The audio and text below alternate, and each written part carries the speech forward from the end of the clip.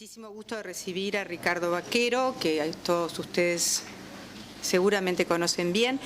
Ricardo es licenciado en psicopedagogía, profesor de la UBA, profesor de la Universidad de Quilmes, autor de libros y diversos artículos publicados en revistas especializadas sobre psicología educacional y educación.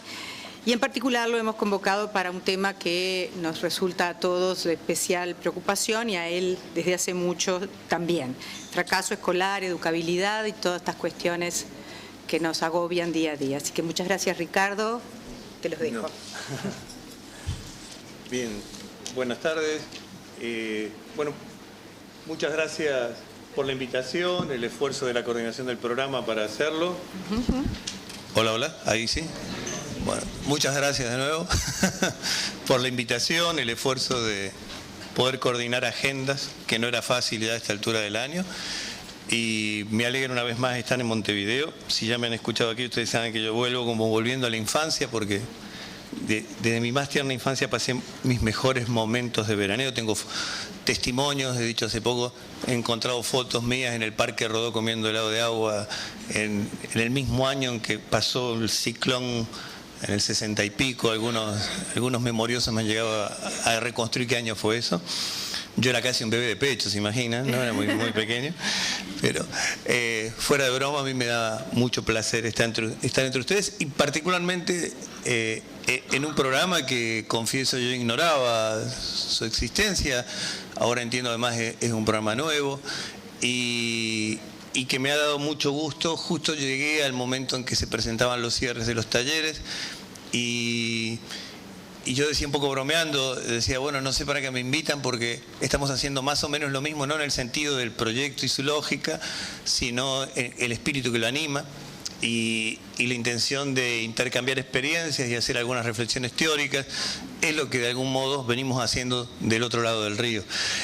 Al menos partes estamos intentando hacer eso. Te bromeábamos un poco con que era poco nuevo lo que tengo para decirles en ese sentido, pero creo que es bueno que reforcemos entre nosotros ciertas miradas, sobre todo por algo que voy a intentar presentar, que es una suerte de desencanto de época muy grande, y que, a pesar de que muchos de ustedes se han confesado, como el profesor Corvo, optimistas así esenciales o absolutos, el punto es que la situación es dura. Y por eso, algo que yo aprendí muy tempranamente en mi formación de una colega que es María Angélica Luz, especializada en educación especial, fracaso escolar, es tal vez quien me ha formado en estos temas en Argentina. Algo que me sorprendió mal escuchar, porque yo venía con una adolescencia setentista, un poco castigado duramente por eso en Argentina, demasiado tempranamente, pero aún así con ese espíritu de ¿quién va a poner en duda el potencial que tienen los sectores populares para aprender? ¿Qué razón de ser tendría todos los movimientos de educación popular sin esa premisa? Y sin embargo, me advertía con dureza ya esta profesora, digamos, esta colega con quien luego investigamos juntos, que un punto central, como coloco allí, es, curiosamente, la necesidad de recuperar la confianza en las posibilidades de aprendizaje de los chiquilines de sectores populares, o luego de los jóvenes, ¿no? O aún de los adultos. Algo, les pido realmente un pequeñísimo viaje en el tiempo, que 20 años atrás, 30 años atrás hubiera sido impensable, ¿se entiende? O sea, hacíamos, yo creo que aquí como del otro lado del río, campañas de alfabetización, ¿no? Que iban a lugares y a terrenos donde había prácticamente no llegado la acción escolar o la alfabetización, y estudiantes de odontología con cartillas opinables alfabetizaban adultos de medios rurales, ¿se entiende? Y nadie reportaba disortografías, discalculias, ¿no? Digamos, ni era un problema ser pobre para poder aprender. Más bien al revés, ¿no? Era peligroso que el pobre aprendiera, que era otra cosa, pero nadie dudaba de que podían, y al contrario, ¿no? Suponíamos que todos los organismos internacionales, el imperialismo, bueno, hemos tenido distintos, de acuerdo a la manera de denominarlos, los distintos demonios, estarían empeñadísimos en que nosotros no educáramos a esos sectores populares, porque tenían un potencial emancipatorio evidente por las revueltas que había. hoy día los organismos internacionales nos financian proyectos para llegar al menos a alfabetizar mínimamente a la población, porque tenemos una población tan mal educada, entre comillas, ¿no? En el sentido con tan poco impacto de las prácticas, que le sale cara en términos de políticas de salud, de prevención, ¿se entiende? No digo que sea por ningún otro ideal igualitario. Bueno, no los quiero deprimir, perdónenme, pero bueno, soy porteño y no puedo, que ustedes ya saben que ustedes no pueden mudarse, nos tienen al lado, ustedes me llamaron, así que yo voy a hacer lo posible para no deprimirlos encima en una siesta de un lunes y nublado, ¿no? Es algo así, pero bueno, esto les revela que les estoy hablando con una mano en el corazón, honestamente, digamos, ¿no? Después empiezo con el tango, pero bueno. Sin broma, estoy hablando de algo que ya es viejo y por desgracia completamente vigente, que es la enunciación de esto como un problema. O sea, lo primero que debería aparecer es cómo puede ser que sea un problema para nosotros recuperar la confianza en que pueden aprender los chiquilines de sectores populares, ¿se entiende? O sea, ¿qué pasó en el medio como para que esto quede naturalizado? Como que no basta, perdón, no es necesario aclarar nada más cuando uno está en un centro que atiende a una población muy castigada, ¿se entiende? O está hablando de un caso, ¿no? Porque ahora pasan a ser casos. No, los chiquilines, digamos, alcanza con decir que viene de una familia poco constituida, ¿se entiende? Como, levante la mano el que tiene una familia bien constituida, a ver. Hay que esconder siempre una tía, ¿vieron? Un traficante de armas, siempre hay un pariente del que nunca se habla, ¿vieron? O sea, en toda la familia. Y uno se entera de grande. Yo digo, pero ¿cómo el tío tanto tenía hijos? Sí, lo que pasa, bueno, no importa, no, por ahí. ¿No? Pero si es soltero, bueno, no importa. No. Bueno, todos vieron, pero nosotros igual calificamos así a los chiquilines. Claro, la pregunta que seguiría es, ¿cómo hacemos para recuperar esa confianza? Porque ahí no es una cuestión, ¿no? Algo ha pasado para que se instale esto de una manera tan brutal, ¿no? Y que haya impregnado en nuestro sentido común. Una dificultad muy grande en el trabajo de estos temas es poder hacerlo con honestidad, porque muchas veces nos pasa, yo hago un par de bromas de este tipo, y cualquiera de los que realmente crea que en verdad es muy poco lo que podemos lograr con los pibes de sectores populares y ya se siente inhibido a opinar, ¿se entiende? Porque bueno, como esto no es un taller, yo me doy este lujo, pero si no, no hubiera empezado así, ¿se comprende? Hubiéramos empezado por ver efectivamente por qué nos impresiona que ante caso a caso lo que aparece en primer lugar es esta imposibilidad, pero leída como incompetencia del otro. Ese es el problema, ¿no? Yo creo que lo primero es distinguir entre la impotencia para obrar y lograr un aprendizaje y significar eso, ¿no? O sea, sobre eso podríamos tener un acuerdo referencial, es decir, está difícil enseñarle a estos chiquitos, ¿no? O a los jóvenes. Ahora, de allí a que la razón de la dificultad sea su supuesta incapacidad, ¿se entiende? Ahí hay una distancia que es la que no habitualmente queda pegada, ¿no? ¿Se entiende? Habitualmente no trabajamos lo suficiente. Yo sé que ya el punto de partida del propio programa está presumiendo una revisión de estas cuestiones, o sea que estoy intentando simplemente intercambiar con ustedes qué es lo que nos sucede cuando impulsamos innovaciones del otro lado del río y nos enfrentamos con que en el fondo estamos muchos con desasosiego, desanimados, ¿no? Muchos docentes en el fondo convencidos de que efectivamente hay algo allí de impotencia. Tenemos dos órdenes de temas, lo charlaba hace un momento también fuera de cámaras con Fernando Martínez, creo que está por ahí, que me decía que efectivamente parte de la lógica que también anima el programa y que vi con buenos ojos ahora en su síntesis, que nosotros nos hemos convencido que tenemos que trabajar al menos en dos frentes. Uno, en relación a las experiencias, con todo lo que se implica, es decir, las experiencias que están en curso, que están en uso, impulsar otras, poner en relación otras, poner en red efectivamente, intercambiar.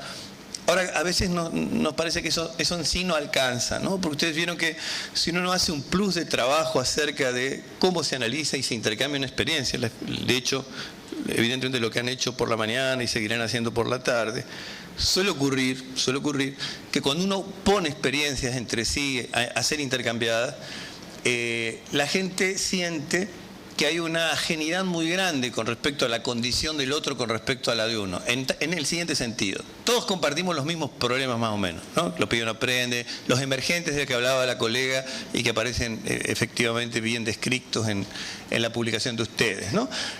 Los emergentes relativos a la desmotivación de los alumnos, a la supuesta incapacidad para aprender, por otro lado nuestra propia incapacidad para enseñar, ¿no? Todo eso parece como un lugar común.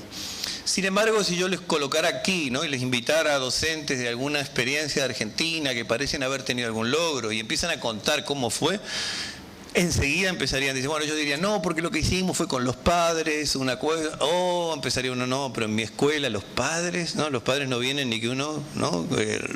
Sortee un auto 0 kilómetros, ¿se entiende? ¿No? Otro dice, no, bueno, los docentes de mi escuela se han quedado trabajando luego de luego de las horas de trabajo en un proyecto. No, los docentes de mi escuela.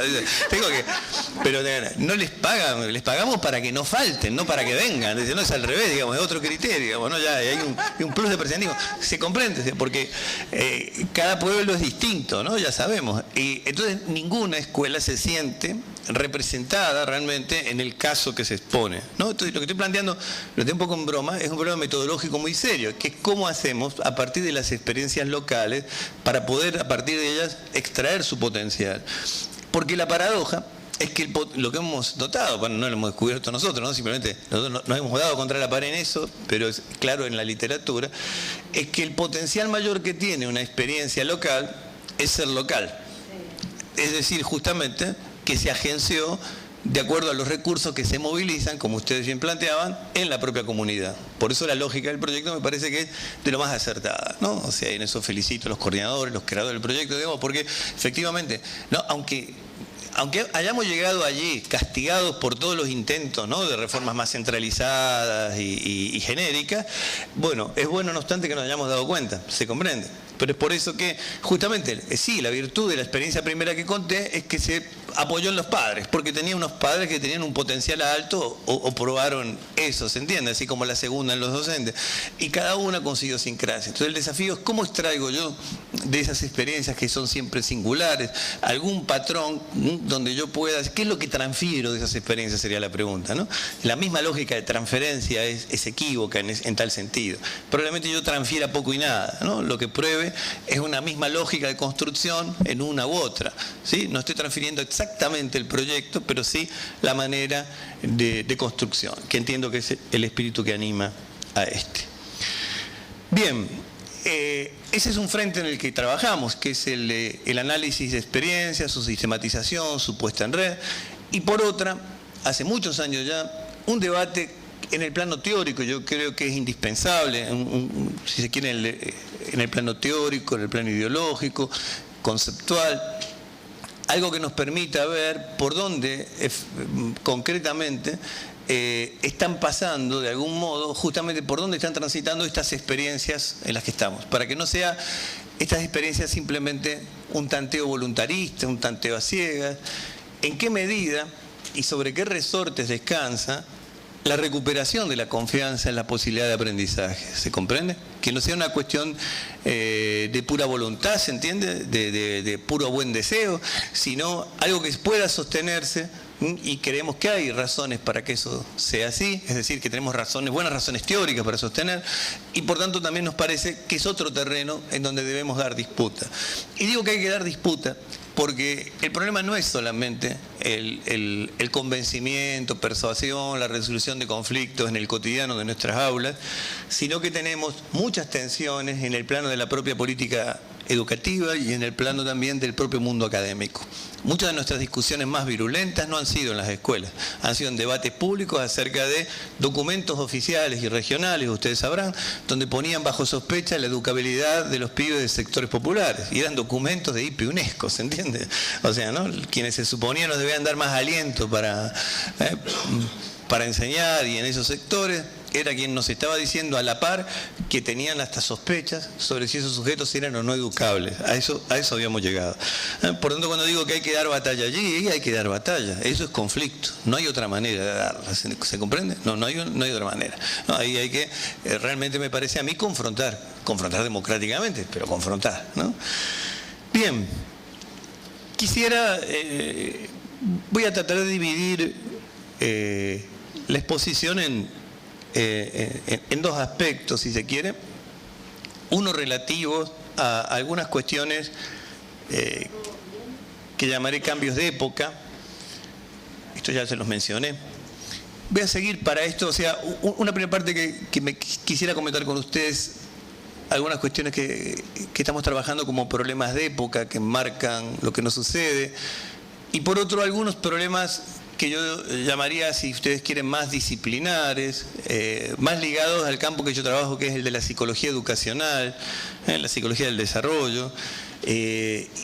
Y perdonen que me parece que importa meterse un poco en la especificidad de este campo, porque está siendo un poco el juez último o inapelable acerca de las capacidades o incapacidades de los sujetos, justamente. Hoy día tenemos competencia, como decía hace un momento también, de los sociólogos, ¿no? Hasta hace un tiempo los psicopedagogos o psicólogos eran los que juzgaban si los sujetos eran inteligentes o eran capaces o no de aprender, ¿no? Y hoy tenemos competencia sociológica desleal, ¿no? Porque los sociólogos hacen encima diagnósticos masivos, ¿entiendes? ¿No? O sea, justamente vaticinan que directamente toda una población, como les digo, es ineducable ya, ¿no? Por su condición social. Y eso es competencia desleal, ¿se entiende? A los psicopedagogos y psicólogos. Espero que los que estén despiertos en la sala hayan entendido la ironía, ¿no? Los que la entendieron no se rían fuerte porque les van a despertarle al lado. Bien. Entonces, quisiera ver esos dos tipos de problemas, algunos de época y algunos que llamaré disciplinares, para ya ver ya más concretamente las consecuencias de estos problemas de época en los problemas psicoeducativos, si se quiere. Bien, perdonen que insistan en deprimirlos, pero los diagnósticos de época no son alentadores, ¿no? Pero me parece que necesitamos ciertas miradas de época bien realistas.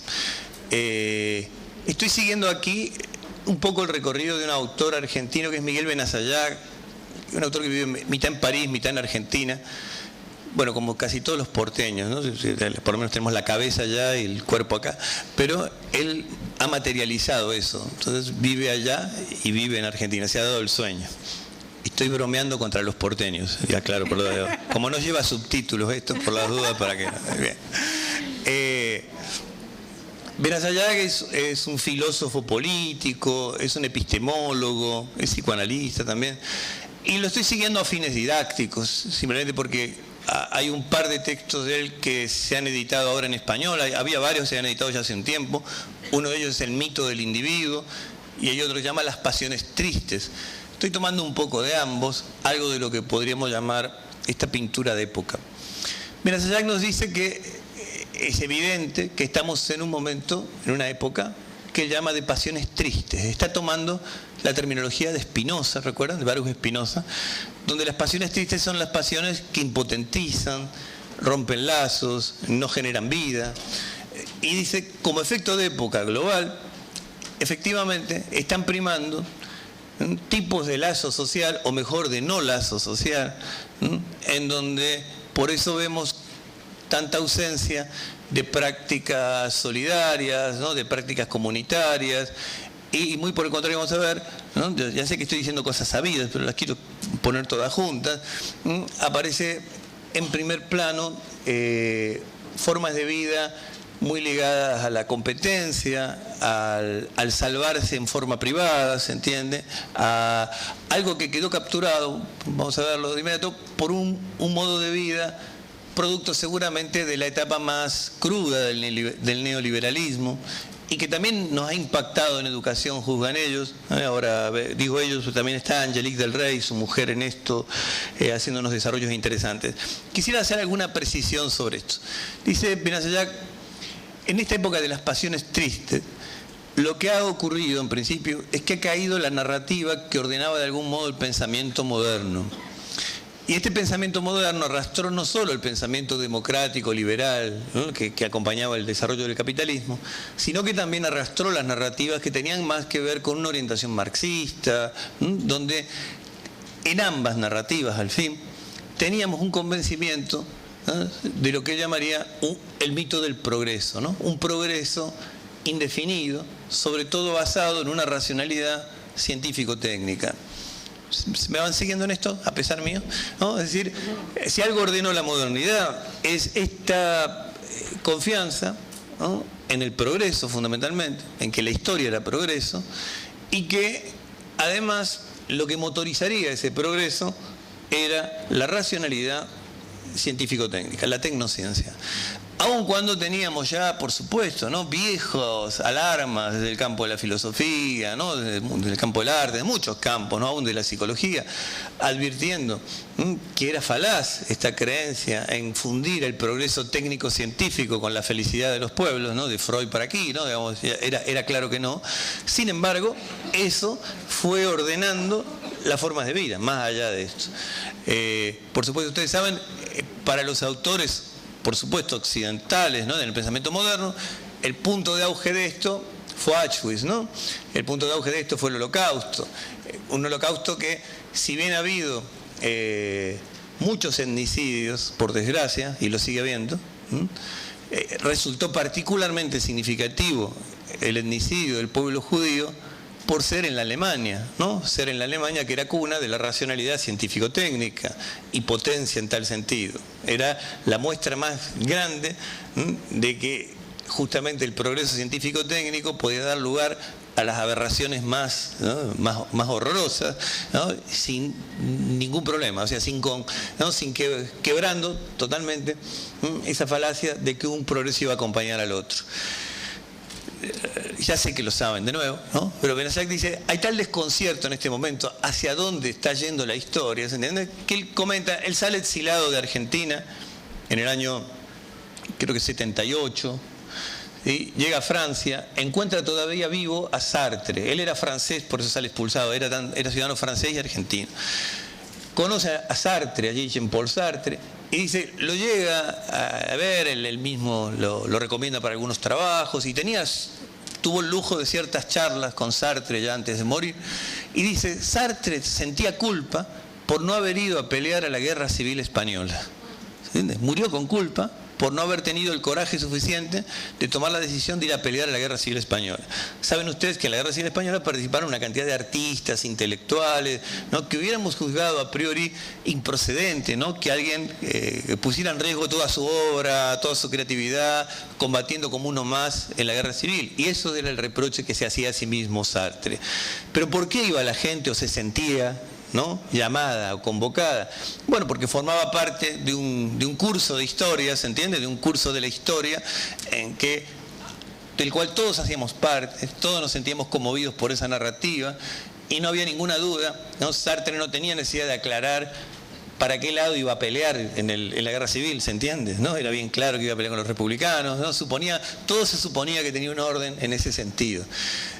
Comenta Benazak, dice, un colega en París, en un momento, dice que va a ir a pelear a Serbia en los años 90, 2000, ¿no? Por ahí. Y si todos lo miramos, ¿no?, dice, ¿por qué, no? A Serbia, ¿no? ¿Se entiende, no? ¿Qué podía convocar a alguien en hoy? Hoy no hay nada claro de por qué a alguien lo convocan, a qué, dónde, ¿se entiende? Y es más, no sabíamos ni siquiera para quién iba a pelear, ¿no? ¿Se entiende? Pero la única razón que se encontraba, que al fin encontramos, era o tendrá familiares, ¿se entiende?, o alguna raíz en Serbia, o bien está loco, ¿se entiende? Es decir, si se comprende simbólicamente, las únicas razones que parecieran convocar a alguien tendrían que ser o bien locales, que hacen a su identidad personal, ¿sí? ¿Se entiende? O bien a su subjetividad. No hay nada que se dé por obvio en esa convocatoria. Me parece que eso es bien importante, porque es algo sobre lo cual muchas veces tenemos la sensación de que el emperador va desnudo, pero ninguno termina de confesar que el emperador va desnudo, ¿se entiende? Y lo que estoy haciendo no es una invitación al desencanto total acerca de que no tendremos ya ninguna narrativa que nos una en esto, sino a que parece que es muy difícil construir nuevas narrativas sin hacer el duelo de las que ya no están, ¿se comprende? De que hay algunas que por lo menos sobre esta única base del progreso de la racionalidad, insisto, científico-técnica, poco parece que podríamos llegar a armar sobre su base. ¿Por qué esta insistencia? Porque probablemente ninguno de los que estemos aquí estemos convocados por esa supuesta racionalidad científico-técnica y esa sola fe en ese progreso. Pero el problema es que, como decían hace un momento, creo que Aristimuño, ¿no? La colega que hablaba antes. El problema es que tenemos una realidad que nos excede y una realidad que nos atraviesa, además. No solo está afuera, sino más bien está dentro. Y es que lo que está ordenando en muchos sentidos el sentido mismo de las prácticas educativas es, en cierta forma, esta caída de este mito de progreso. Ahora voy a resumir y ver por qué esto tiene implicancias para nuestra tarea, por qué para lo educativo.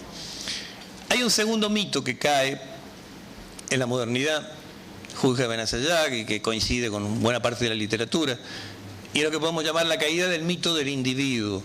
La idea de que la sociedad debería entenderse como un compuesto suma de individualidades y que los individuos pueden ser, a su vez, analizados en esa doble cuestión, ¿no? Como sujetos indivisos, es decir, no sujetos a ser divididos, es decir, como unidades ellos, ¿eh? Y por otro lado, recortables o autónomos. Esto me parece una mirada abstracta o alejada, inundó no solo la vida política, económica, sino la vida psicológica. Esta presunción de que somos individuos con una suerte de autonomía natural, que nos autoabastecemos como tales, tiene el cariz romántico de decir, parece que si fuéramos sujetos libres y autónomos, y tiene la contracara de que portamos nosotros una serie de atributos naturales que están de nuestra piel para adentro y que a veces los podemos medir en porcentaje. Y les puedo asegurar que es para lo que me formaron. Yo no soy solo licenciado en psicopedagogía, sino especializado en reeducación. Si me dan tiempo, me vengo con mi batería de test y les muestro el grado de educabilidad de cada uno de los que estamos aquí adentro, ¿se entiende? Es decir, nos pasamos a cada uno por una buena batería de pruebas, ¿vieron? Y seguro en algo alguno, como el test de nuestra familia, ¿se entiende? Siempre aparece un familiar negro o oscuro. Siempre habrá algún aspecto de nuestra inteligencia, ¿no?, que falsee, ¿vieron? ¿No? Y de hecho, ustedes hacen esa broma. Vamos a hacer un pequeño test y vieron que todos está el que se pone contento, los porteños, ¿se entiende? Porque se creen todos inteligentes, ¿no?, y que le va a dar todo bárbaro, ¿no? O el que se empieza a poner nervioso ya a priori, ¿no? ¿Se entiende? Porque ya todos estamos convencidos de que tenemos algún lado oscuro, ¿no? Alguna tara interna, ¿no? Algún tic, ¿no?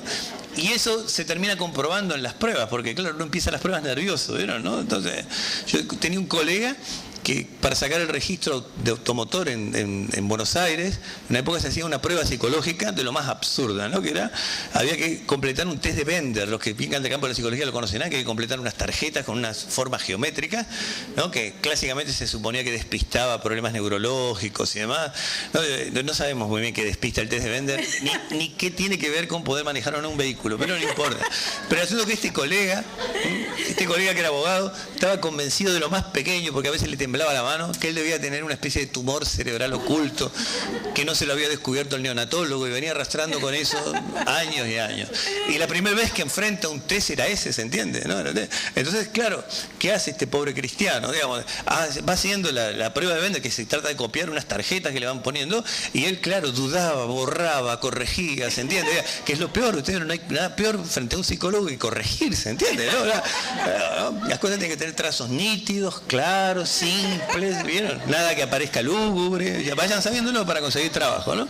Los psicólogos son naif, les gustan las cosas, ¿no?, así estándar, ¿no? Digamos, ¿no? Un árbol, sí, por supuesto no lo hagan sin hojas, no tétrico, ¿no? Tampoco cargado de frutas y pájaros, ¿entendés? Porque ustedes serían medio infantiles. Hay que, todo más o menos, ¿entiendes? Una medianía que no llame la atención a nadie. Pero este pobre amigo, claro, ¿no? Encima fue el último en entregar, se imaginan, porque copiaba 6 veces cada tarjeta, ¿no? La borraba y le quedó una cosa horrorosa, hecha como por Manolito de Mafalda, ¿se entiende? Entregó una cosa pringosa, ¿no? Digamos, último encima, ¿no? Entonces en el interrogatorio, porque por supuesto todos se fueron y él dijo, venga para acá, López, ¿no? Lo sentaron, dijo, dígame, ¿usted consumió drogas alguna vez? ¿Estuvo internado? Se lo juro, esas eran las preguntas. Y el pobre, él trataba de explicar, dice, no, es que yo estoy por ser padre y estoy un poco nervioso. Ajá, está nervioso, claro. Lo mandaron a junta médica, ¿vieron? Por suerte no lo dejaron internado, pobre hombre, pero resolvió la cosa más expeditiva, ¿no? Que fue, volvió a hacer el trámite, en vez de hacer todo lo que le decían, empezó como si nunca hubiera empezado. Total, en la burocracia argentina eso ni se enteran, ¿no? Y volvió a empezar todo y entrenado por su amigo yo, digamos, el que suscribe, ¿no? que lo entrené en el vender un poquito nomás para que aprenda a copiar las tarjetas, ¿no? Y se le pasó todos los trastornos psiquiátricos, ¿no? Pasó eso sin ninguna pena ni gloria. No recuerdo qué tenía que ver con lo que estábamos hablando, pero seguramente era muy importante, ¿no? Así que lo dejo a criterio de ustedes que repongan ese. No, sí, estamos hablando del individuo, ¿no? El individuo portando atributos, ¿no? Y que la supuesta ganancia de ser individuos autónomos es la enorme pérdida del lazo, ¿se entiende? Y de que se nos evalúe como si tuviéramos realmente, ¿no?, competencias que, como diría Brunner, ¿no?, se miden de la piel para adentro, ¿se entiende? Como si tuviéramos competencias que estuvieran realmente en nuestros cerebros, ¿no?, que estuvieran realmente en nuestras cabezas, y eso es algo que forma el núcleo duro de nuestro sentido común, y es algo que me gustaría, por supuesto, discutir con ustedes. El punto de que haya cambiado este signo de progreso que tenía la historia y que se inaugura un periodo de franca incertidumbre, ¿se entiende? De que esto haría en todo caso la particularidad de nuestra crisis, hace que el futuro deje de ser visto como un futuro promesa, como un futuro de construcción, de comunidad, y sea visto como un futuro amenaza. Esto es de suma importancia porque la presencia de un futuro amenazante en todo el imaginario social, en todo el imaginario colectivo, va regulando una cantidad de cuestiones, nos dicen estos autores, en la política pública, en el debate de opinión y en las formas en que nos representamos, incluso cómo enfrentaremos ese futuro. Y eso impactado en el terreno educativo también. Es muy distinto educar frente a la idea de un futuro promesa y la idea de una construcción colectiva, de lo que sea, una identidad nacional, regional, colectivo, social, con un fin emancipatorio, como supimos tener, a formar con la idea de que tenemos frente a nosotros un futuro incierto, pero sobre todo amenazante, frente al cual lo que tenemos es que armarnos, ¿se comprende? Y literalmente nos estamos armando frente a un futuro amenazante, ¿no? Como época y como sociedad más global.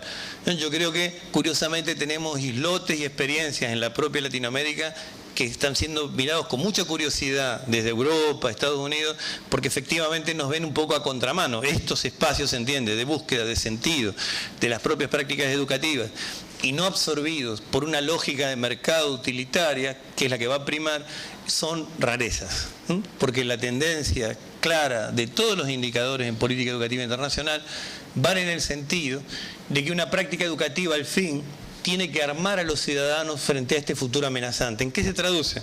En formarlos con competencias flexibles para un mercado de trabajo que será cada vez más flexible, léase feroz, ¿no? Le ponemos nombres bonitos, ¿no? Le decimos que el mercado es flexible, lo que quiere decir que usted no tendrá mañana el trabajo que tenía hoy, ¿se entiende? Y pasado mañana hay que ver si tendrá el que va a tener mañana. Es decir, esa es la flexibilidad laboral. Y hay estudios donde se compara la idea de empleabilidad con el de educabilidad, ¿se entiende? Porque también hemos sabido cargar de culpa a los propios sujetos, ¿eh?, y hacerlos responsables a veces por su propia desocupación, ¿se entiende? Cuando se han perdido los oficios, ¿no?, de los que hacían parte, o se perdió la estabilidad de carrera en una empresa a la que habían apostado por años, ¿no? No olviden que esto tiene un síntoma muy grande en lo que de algún modo está siendo el discurso dominante hoy día en pedagogía, que es la pedagogía por competencias. La pedagogía por competencias tiene muchas claves y versiones, entonces es muy polisémica, puede querer decir muchas cosas. Pero lo que no hay que olvidar es que el discurso de la pedagogía por competencias provino del mercado laboral, provino de necesidades de la OCDE, provino de necesidades que tuvo que ver con, recuerden, con la globalización, sobre todo en la educación superior, con poder hacer equivalentes las titulaciones. O sea, tuvo más que ver con un valor de cambio de nuestros títulos educativos y de nuestras competencias educativas, que, si se quiere, con sus valores de uso o sus sentidos locales. ¿Me siguen? No sé cuánto auge tiene aquí en Uruguay, cuánto ha llegado la pedagogía por competencias, pero en Argentina estamos, vieron, si cruzamos los Andes, en Chile, ustedes saben que Chile está absolutamente dominado por este auge de la pedagogía por competencias. Los profesores en todos los niveles se la pasan haciendo cursos para formular sus currículas según competencias, ¿se entiende? O sea, porque bueno, además forma parte de la OCDE y demás, y hay una exigencia de los mercados en tal sentido. No sé si llega a entenderse por qué vinculo la idea de lo que fue el auge del neoliberalismo, la idea de un futuro amenazante y el auge sobre todo de una pedagogía, de una forma de vida utilitaria, ligada también a una pedagogía utilitaria, ¿se entiende? Cuyo sentido al fin es capacitar a los sujetos frente a un futuro amenazante. Síntomas horrendos de época. En Estados Unidos, recuerdan hace mucho tiempo ya, que en los kinder, desde la educación preescolar, muchos están optando, muchos sujetos de clase media alta, optan por enseñar a sus críos, ya desde los 3 años, un segundo o tercer idioma. Saben ustedes, pero ese segundo y tercer idioma no es francés, obviamente, ¿no? Ni español. El segundo o tercer idioma es chino, ruso o árabe. Especulando, cuando el cachorro de 3 años que hoy tienen sea el candidato a CEO, ¿no?, de la empresa en la que estén, eso va a tener un valor diferencial incomparable, ¿sí?, si alguien viene con un buen dominio de esa lengua. Sí, ese es el sentido. Ahora, se los vuelvo a decir, ese es el sentido. Es algo horrendo, se comprende, que un crío de 3 años, con la mejor de las intenciones, nos veamos obligados a meterlo en la lengua árabe, ¿se entiende?, especulando con que tal vez sea esa una lengua útil para enfrentar algo de aquí a 20 años, ¿no? 25. ¿Se comprende? Porque es muy distinto, como efecto de la propia globalización y del intercambio, ese plus que tenemos de interculturalidad, donde tenemos jóvenes que se ponen a estudiar cultura japonesa y samurái por los mangas, ¿se entiende? Por los anime, bien, eso es otra cosa, ¿se entiende? Eso es realmente hibridaciones culturales, ¿no? Prácticas de otro tipo. Estamos hablando de un chiquilín que no hay nada ni en su familia ni en él que tenga el más mínimo contacto con los árabes, más que las cosas horrorosas que miran en los noticieros, ¿sí?, y el peligro musulmán, pero no obstante, por una cuestión especulativa optamos por eso. Yo creo que es un enorme síntoma de época, ¿se entiende? Por más que parezca pequeño, cuánto de esta lógica impregna buena parte de nuestras decisiones, a veces también en el campo educativo, ¿sí? Me voy a tomar un pequeño recreíto, a ustedes se los voy a dar, con respecto a un síntoma de cómo el utilitarismo está copando esto. Suena muy alejado qué hacen los padres americanos en la sala de 3 años, convengamos. Si me dan un minuto, les quiero mostrar uno de los mejores ejemplos que podemos encontrar en el mundo, porque es un ejemplo porteño. Se lo digo con toda modestia. Como van a ver que el ejemplo que les voy a poner es horroroso, ahí van a ver que en realidad soy un porteño extraño. No se llega a ver bien, ¿no?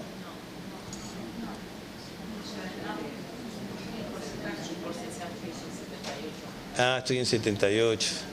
Vamos a subir esto, ¿verdad? Subir un poco más y corro la barra. Téngame un poco de paciencia. Ya la muevo. Quiero subir un poquito y llegan a leerla. Quiero ver si llegan a leer.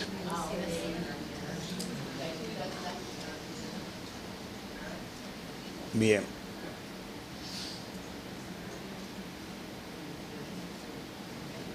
Mira, le voy a mostrar un antes y un después. Espera.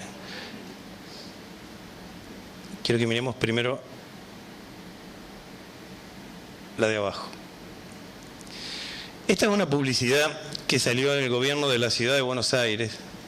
Está sacada por eso, perdón, de un screen de la propia pantalla. Vieron que tuvimos elecciones legislativas no hace mucho. Y el gobierno de la ciudad, ustedes saben, es un gobierno opositor. Está Mauricio Macri, un empresario que... bueno, Mauricio Macri, listo. En la página de educación de la ciudad, hay una página para explicarles el contexto de esto, que se llama calidad educativa. Y en el medio había un banner, un lugar para cliquear donde decía, ¿sabías qué? O sea, tutea, ¿no? O sea, eso implica que le está dirigiendo a un joven y le está tratando de comunicar las ventajas y bondades por las cuales seguir la escuela secundaria. Para los que están lejos y no pueden llegar a leer, les voy leyendo. Primero le informa al sujeto que en la ciudad solo hay un 0,2% de las personas de 10 años y más que no saben leer ni escribir, ¿no?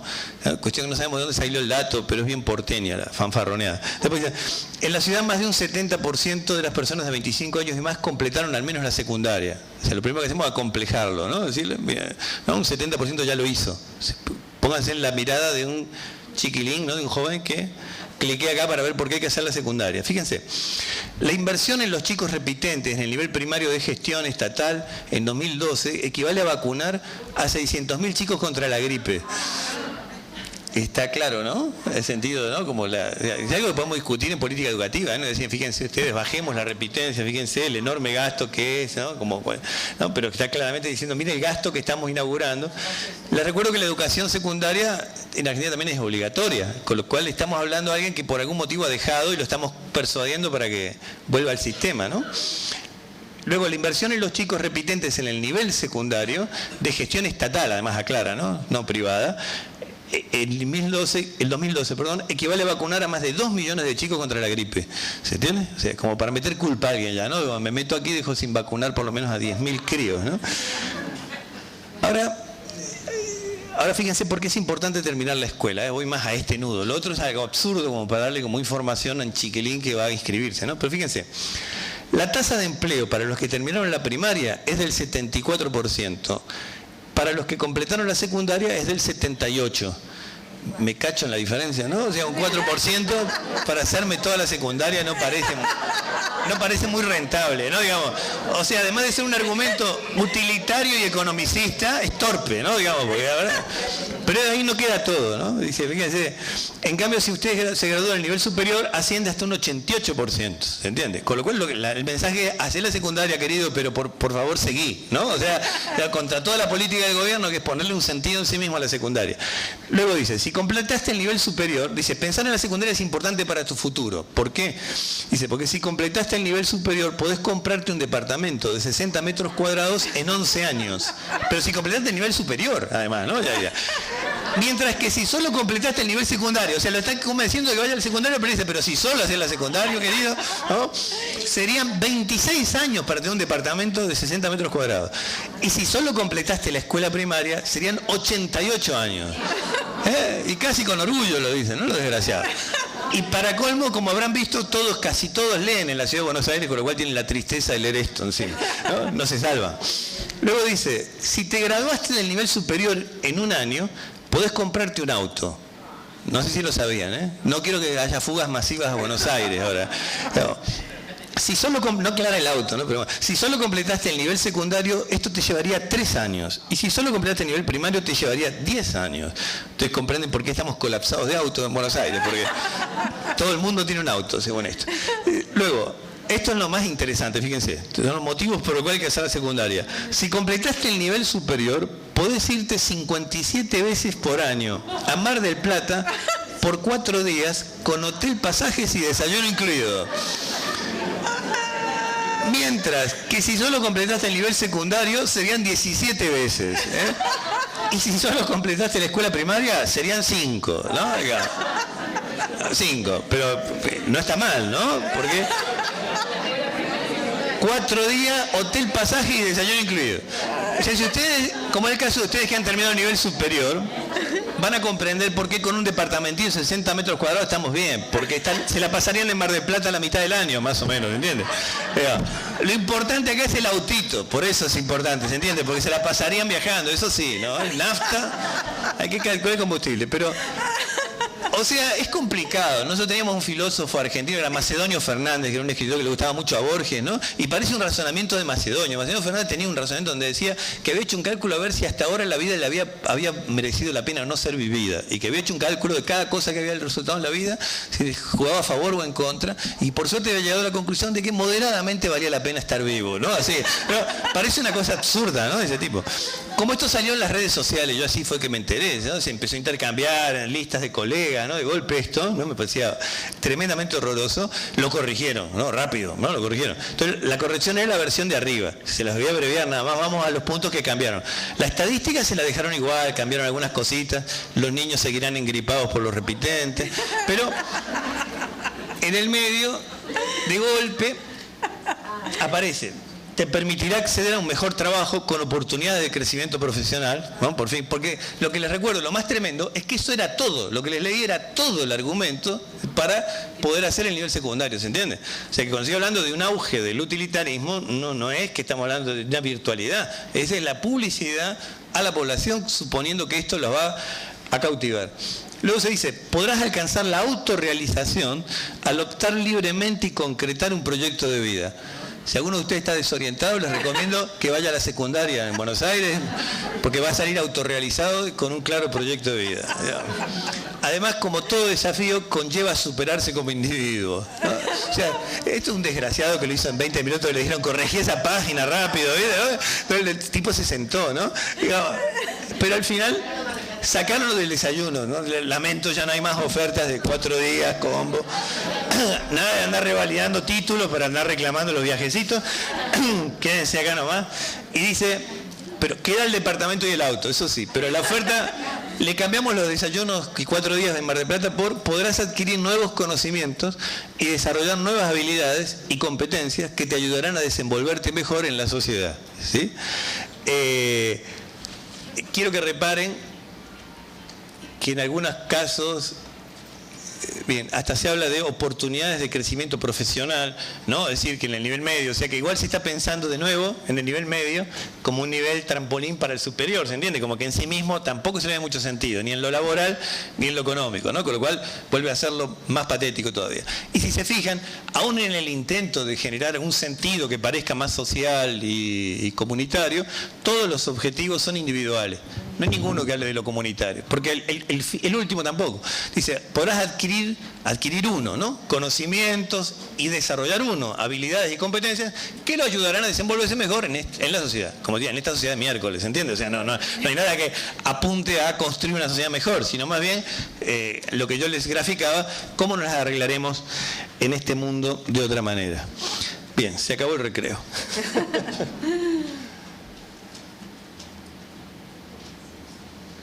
Voy a reclamar el auto acá porque...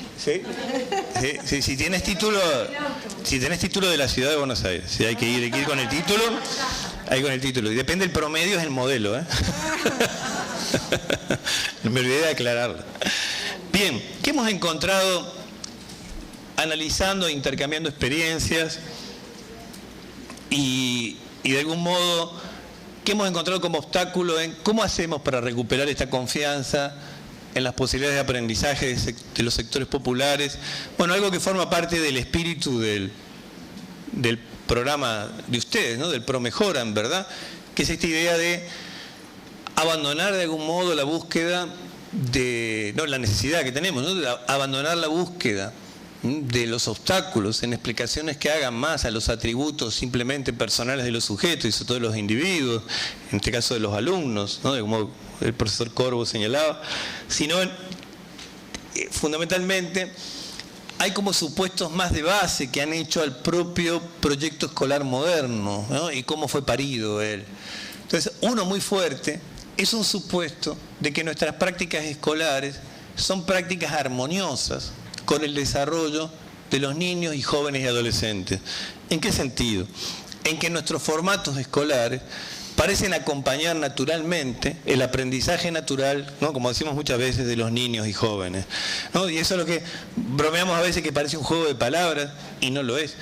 Que es que creemos realmente que la escuela es el espacio natural para que niños naturales aprendan de modo natural, ¿se entiende? Y si un niño no aprende de modo natural en este espacio naturalmente pensado para que aprenda naturalmente, nos sentimos autorizados a sospechar de la naturaleza del niño, ¿se entiende? ¿No? Hay algo dañado en su naturaleza. Y esto no es un juego de palabras, estos son altas tasas de medicación. No sé, en Uruguay, en Argentina tenemos cada vez crecientes tasas de medicación con Ritalina de niños con síndrome de culo inquieto llamado ADD, ¿no? Con niños que supone que tienen síndrome de hiperquinesis y de atención. Y sí, porque parte de lo que ha sido el cambio de época ha sido efectivamente una desterritorialización de los sujetos, ¿entiende? Hay una artefactualización en los modos de evaluación. Nosotros ya no tenemos la vieja práctica de evaluación clínica, en todo caso, casuística, de reconstrucción de los sentidos y lazos, que en este caso debiera incluir de las historias de aprendizaje de los propios sujetos, ¿entiende? ¿Por qué tenemos un alumno que no nos aprende matemática en tercer año del liceo o no importa, de la escuela primaria, y vienen generalmente porque no aprendió matemática de segundo tampoco, ni la de primero tampoco, ¿se entiende?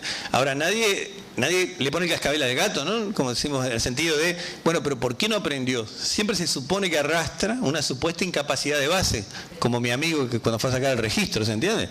Y el que se cree incapaz, o lo hemos convencido, se nos presenta como incapaz, porque además fenoménicamente aparece como un incapaz. Es incapaz de resolver las tareas de matemática de tercero.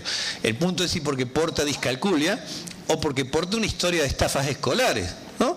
En el caso argentino, que ahora me atrevo, es clarísima la historia de estafas escolares donde promovemos a los niños sin que tengan los objetivos mínimos alcanzados, ¿entiende? Y a veces tenemos, por supuesto, encerronas, uno comprende eso porque si uno pregunta a todos los docentes, nadie está de acuerdo con promover a los niños si no han aprendido.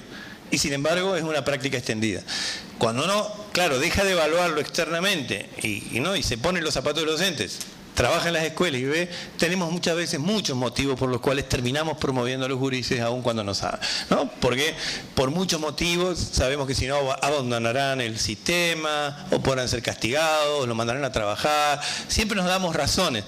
Pero la razón más peligrosa es la de que en el fondo sospechamos que ese niño igual no va a aprender, ¿se entiende? Que lo que queremos es que al menos se vaya con un título, que le sirva como una competencia en este mercado de trabajo, pero que en el fondo hay cierta derrota en la perspectiva de que sí pueda ser un sujeto capaz de aprender. Entonces, la primera, me parece, cuestión que nosotros hemos trabajado hace muchos años ya y muy duramente, es este supuesto de armonía entre práctica escolar y desarrollo y aprendizaje de los niños. Las escuelas no tienen nada de espacio natural para ello, y si uno hace un poquito de historia de cómo fue parido el formato escolar moderno, nuestra escuela simultánea, frontal, ¿no? Con ese formato, como la obra de un maestro frente al aula y todos trabajando simultáneamente, y la escuela con formato graduado, es decir, la expectativa de organizar los grupos de aprendizaje por edad y con la idea de que todos los alumnos, ¿no?, progresen al mismo tiempo en todas las áreas, a la vez, aprendiendo bajo el mismo método, ¿se entiende? Y que tengan que aprender todos simultáneamente, parece una especie de anticristo constructivista, ¿se entiende? ¿No? Diga que todos los sujetos aprenden en las mismas áreas, al mismo tiempo, del mismo modo, ¿se entiende? Parece una broma, ¿no? Si alguien se lo dice, ¿eso es una mala broma? No, eso es una escuela. Ese es el problema, ¿no? Esa es la mala broma, la escuela, ¿no? Y la mala broma está en decir, ¿cómo no aprenden los sujetos, ¿se entiende? ¿Cómo puede ser que tengamos tantas altas tasas de fracaso? Y bueno, si su expectativa es esa, hombre, le enseña a todos más o menos como puede, del mismo modo, ¿se entiende? Porque el formato lo implica así. No siempre es una impericia docente, está claro, porque hay algo que lo excede al docente, que es cómo está formateado esto. El punto es que el docente, si toma en cuenta esto como uno de los elementos para ordenar su práctica, ¿se entiende? Digamos que hay algo allí, ¿no?, que no funciona estructuralmente, permite, por supuesto, manejar alternativas. Y sobre todo no disparar sobre los alumnos, ¿no? No disparar sobre los alumnos en el sentido de atribuirles a ellos la razón de su fracaso. Bien, por eso estos dos supuestos, el de armonía entre prácticas escolares y desarrollo de los niños, va fuertemente ligado al supuesto de que cuando los sujetos no aprenden, por tanto es porque portan un déficit a título individual, ¿no? Y eso ha sido una cuestión enormemente extendida.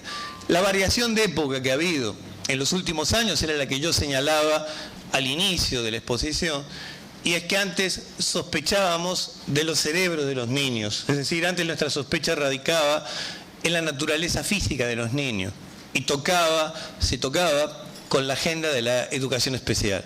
Los motivos por los cuales los sujetos no aprendían, suponíamos que tenían que ver con retrasos madurativos que portaban.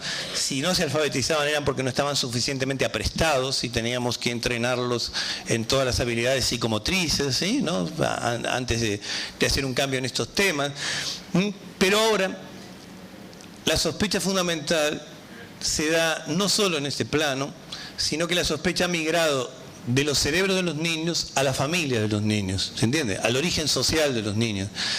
Y esto tiene el peligro de que aparenta ser una explicación social del problema. Cuando yo aduzco que la razón del fracaso ahora proviene ya no tanto de los cerebros de los niños, pero sí de su origen social, ¿se entiende? Claro, de empezamos a reciclar viejas ideas como la de código restringido de Bernstein, la de capital cultural de Bourdieu. Empiezan a aparecer cuestiones que lo que hacen es disfrazar la vieja hipótesis de déficit. Y en el fondo es la misma hipótesis, ¿se entiende? Que colocada o en el cerebro del niño, ahora es colocada en la familia del niño. El punto importante aquí es que lo que desaparece es la conflictiva relación, en todo caso, entre el alumno y la escuela. Porque lo que no aparece nunca en el análisis es la escuela. ¿Se entiende? O sea, la manera de explicar por qué se produce tan masivamente el fracaso está dada o por los retardos naturales de los niños o por su condición social. ¿Se entiende? Pero al fin y al cabo siempre parece ser una explicación que porta el niño. Y aunque la razón supuesta sea su origen social, la explicación del fracaso entonces es individual. Porque es la de este niño que porta esta condición social en esta escuela. ¿Se entiende? Se vuelve siempre un déficit que portan los sujetos. Este fue de algún modo el hallazgo más interesante que nos mostraba, como yo decía, María Angélica Luz.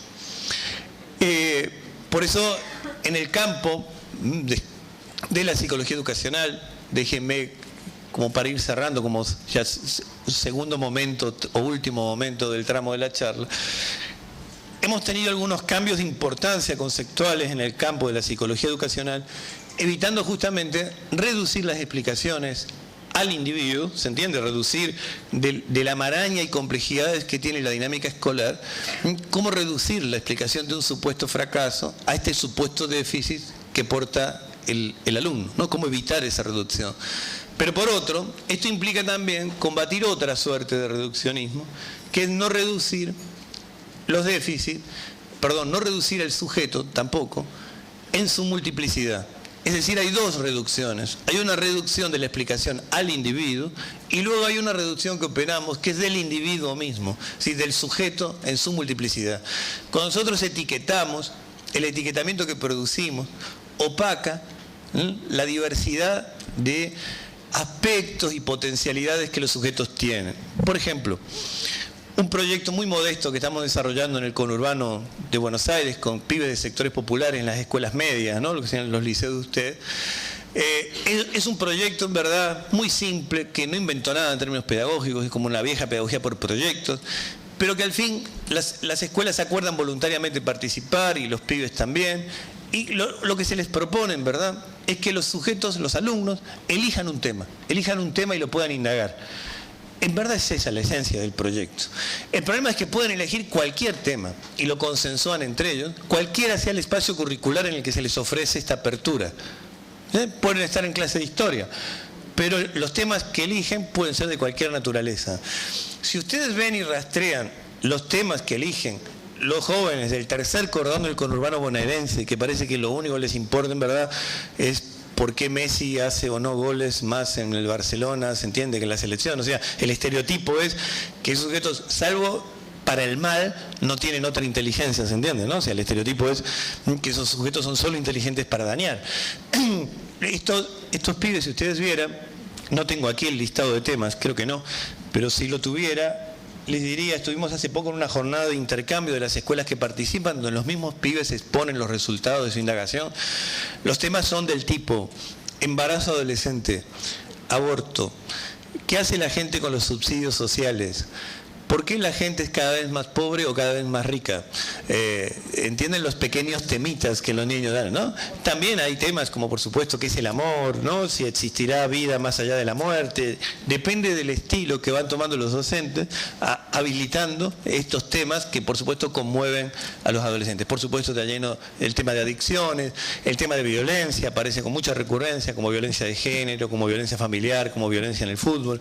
Hay muchos, los medios contaminan la elección de tema muchas veces, ¿no? Que es lo que los ocupa. Pero ¿a qué iba?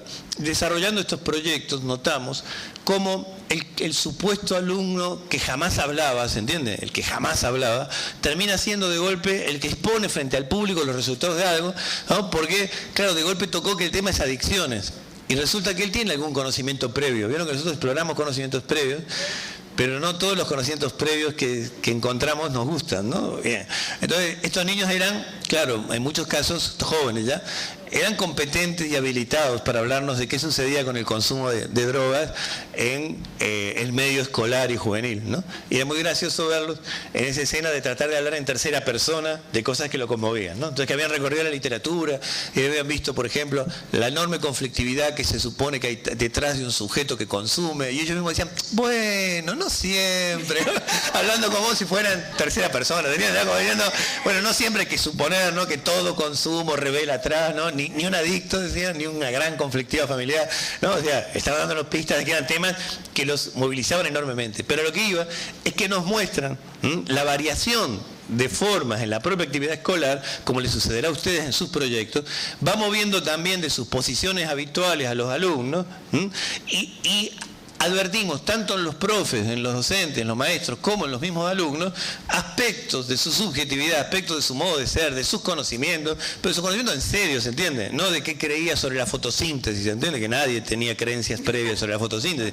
No estamos hablando, pero ¿qué creen de las adicciones? Sí que tienen creencias sobre las adicciones. ¿Qué creen sobre la sexualidad? ¿Qué creen sobre los métodos anticonceptivos? ¿Se entiende? ¿Por qué creen que los jóvenes no se cuidan a pesar de que conocen muchas veces las formas de anticoncepción? ¿Se entiende? Esos son los temas que lo conmueven, y a partir de allí, bueno, luego tenemos que hacer los malabarismos habituales para trabajar la currícula, ¿no? Ese es otro tema. Pero el punto es que la multiplicidad de los sujetos solo aparece cuando yo ofrezco también situaciones pedagógicas que la habiliten, que habiliten esa multiplicidad, ¿no? Si no, tanto nosotros como profes, como los pibes, como alumnos, se pegan a estas identidades fijas, ¿no? Medio críticas, cruciales, de enorme pasividad, ¿no? De enorme burocracia, yo creo, muy agobiantes. Bien, solo mencionarles algo que ustedes saben, pero me gustaría ligarlo aquí para lo que tengan de alfabetización en psicología educacional ustedes. Ustedes saben que hemos asistido en psicología educacional, podríamos decir, en los últimos 50 años, si ustedes quieren, a dos grandes giros de mucha importancia, y que se vinculan con la puesta en jaque de aquel individuo que cae como mito en el propio pensamiento moderno. Uno es el que podríamos denominar el giro constructivista, seguramente el giro, por supuesto, que emparentaríamos con la obra de Jean Piaget, pero también con la obra de buena parte de una psicología cognitiva atenta a los problemas del desarrollo, de la construcción de conocimiento. Quiero que prestemos atención simplemente a este dato, que una novedad que trae este giro de suma importancia es que ya las explicaciones acerca de cómo se produce el desarrollo, por qué los sujetos aprenden o no aprenden, ya no radican en los individuos. Por más que lo parezca, y aún cuando la psicología piagetiana fue acusada de cierto individualismo y cierta desconsideración de lo social, ¿no?, lo cual es realmente opinable, al margen de ello, teóricamente, la psicología piagetiana, recuerden, explica que el desarrollo subjetivo se produce por interacción del sujeto con los objetos. Ya sé que lo sabían, que no tenían que dedicar una siesta a que Vaquero les diga esto. Pero el punto está en que lo que pasa es que nos han hartado de discurso piagetiano y ahora vygotsquiano, ya sé, ya estamos hartos de eso, pero el punto está en que allí había una novedad que corremos el riesgo de que se nos vaya el bebé con el agua sucia, ¿se entiende? De que todo lo que hemos hecho mal o bien, ¿se entiende? Todo lo que hemos hecho de catecismo constructivista se nos vaya junto con lo bueno que siempre hubo en el espíritu de aquel programa piagetiano, y en este caso, que es lo que se recupera en psicología del desarrollo enormemente de este complejo modelo piagetiano, y es que se varió lo que técnicamente se llama la unidad de análisis de la explicación psicológica. La explicación psicológica ya no radica en el individuo, ni en sus supuestos atributos personales, porque el individuo por sí mismo es inexplicable. El individuo, aún en su singularidad y aún en su forma, percibiéndose él como un individuo autónomo, divisible de los demás, ¿se entiende? Y demás, aún como eso, es una construcción social, pero es además un derivado, aún en términos cognitivos, de la interacción con el mundo físico. Nunca pudo existir más que como producto de esa interacción.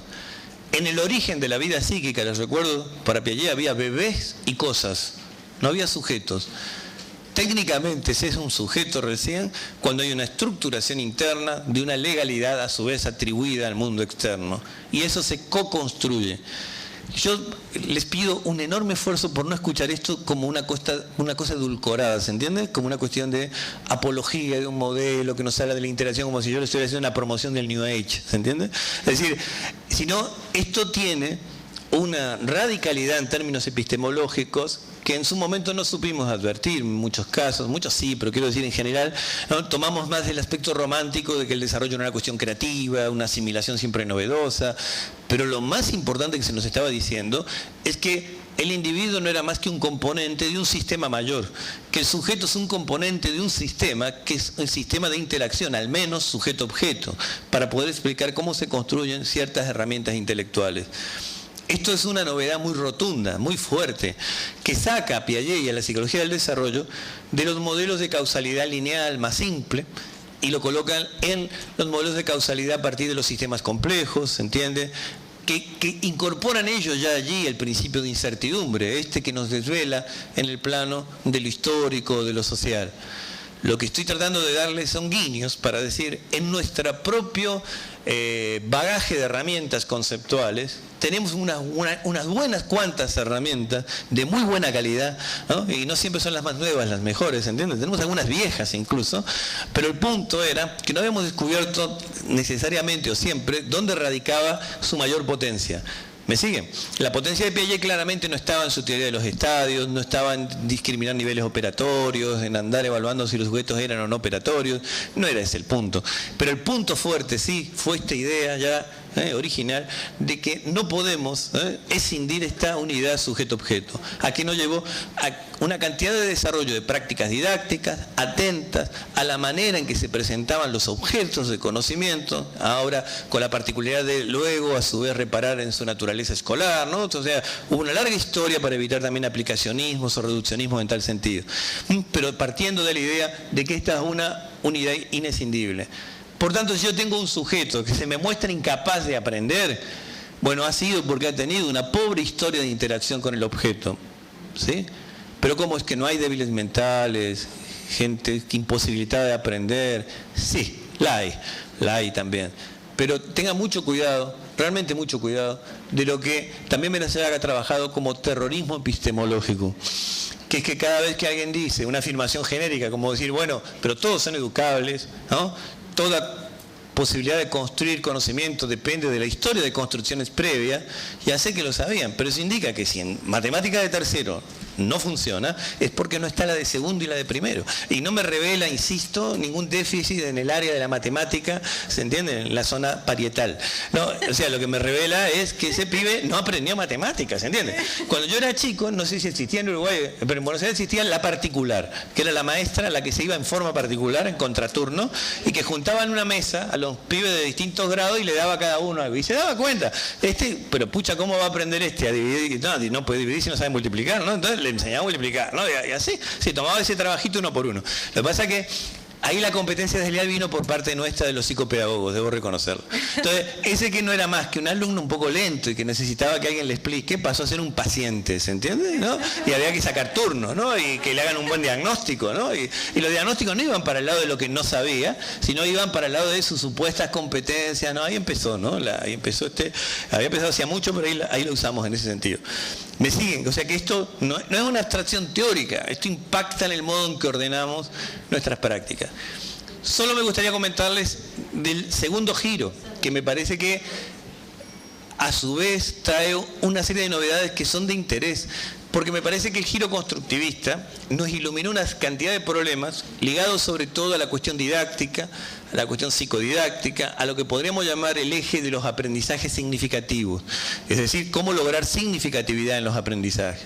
Significatividad en los aprendizajes, según esta perspectiva, que ya venía de Ausubel, ¿no? Ya era algo viejo, significaba que el contenido que presenta el objeto sea lógicamente significativo y además sea psicológicamente significativo, ¿no? Ya sé que lo saben, no ténganme paciencia. El punto es nada más en que, ¿esto qué quería decir? Ningún objeto es significativo en sí mismo. Será significativo para un sujeto, estamos todos de acuerdo, ¿no? Y será aún lógicamente significativo, no solo por tener consistencia interna, como pedía Ausubel, sino además porque para el otro sea inteligible, ¿no? Que esté presentado incluso de un modo inteligible. Recuerdan a Ausubel, los organizadores previos, la idea de cómo hacer accesible esta inteligibilidad.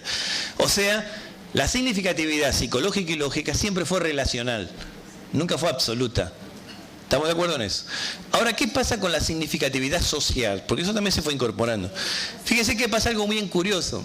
cuando en este mismo discurso hablamos de significatividad social o pretendemos incorporar lo social, lo social aparece como algo externo ahora, porque lo social es o el origen de los alumnos, ¿sí?, o el contexto del que provienen, o el contexto de destino, es decir, ¿a dónde irá exactamente, no? Si seguirá una carrera profesional, porque ustedes vieron que con la secundaria el auto en 20 años recién, o en 10 era el auto, o a dónde ir a trabajar, ¿no? ¿Qué me demanda el mercado de trabajo? Pero fíjense que curiosamente lo social, como significativo, aparece nada más por el grado de relevancia social que tenga lo que enseño.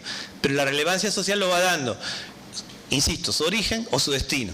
Pero la propia práctica escolar, la enorme cantidad de horas y años que pasamos en la escuela, esas parecen no ser una experiencia social para el sujeto, ¿no? Cuando, por supuesto, todas nuestras políticas educativas y proyectos están yendo a la idea de que ahí estamos formando ciudadanía cada vez más participativa, ¿no?, con ideas de que la propia convivencia se vuelve allí un ámbito de solución de conflictos, ¿no?, de prácticas políticas, incluso de los juristas.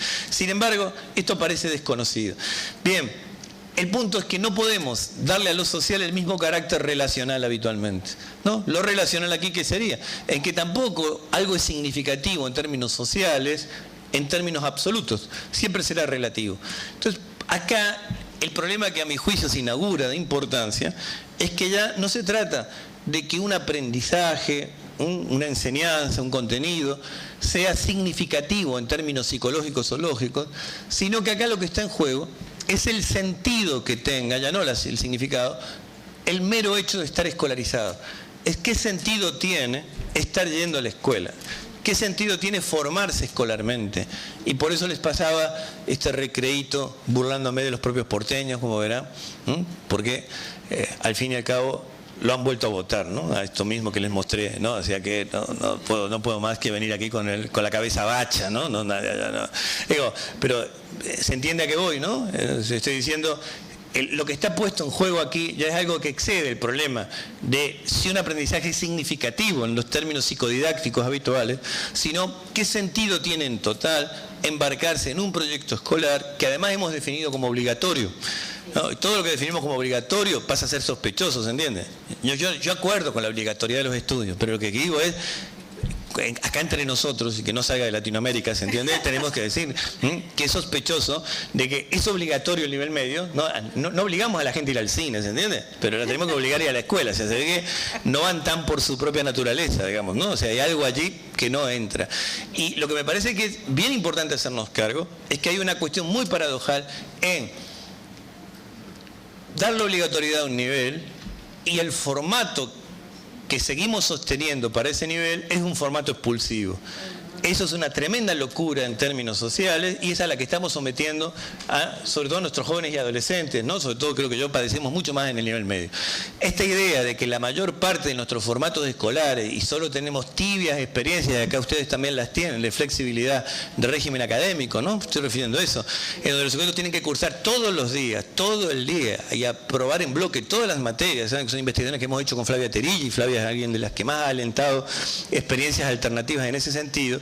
Se vuelve algo totalmente cínico y expulsivo. Por eso nos quejamos de las tasas de embarazo adolescente como si fuera una enfermedad transitoria, ¿no? Y no como si eso no volviera padres a nuestros alumnos. Entonces nuestros alumnos se están volviendo padres y madres, están trabajando como pueden y nosotros les ponemos como imposición una enseñanza media obligatoria con un régimen de asistencia que es idéntico al primario, peor a veces, ¿se entiende?, como carga, sin ninguna posibilidad de flexibilidad en su asistencia, ¿no? Cuando inmediatamente el superior, por lo menos en Argentina o Buenos Aires, podría tener esa flexibilidad pronto, ¿se entiende? O sea, ¿no? Como acomodándola un poco a su necesidad.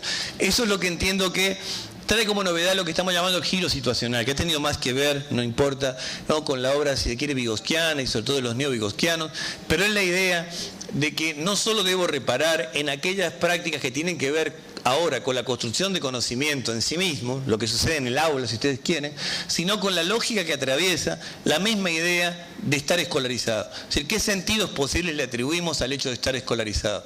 Volviendo a los temas del inicio.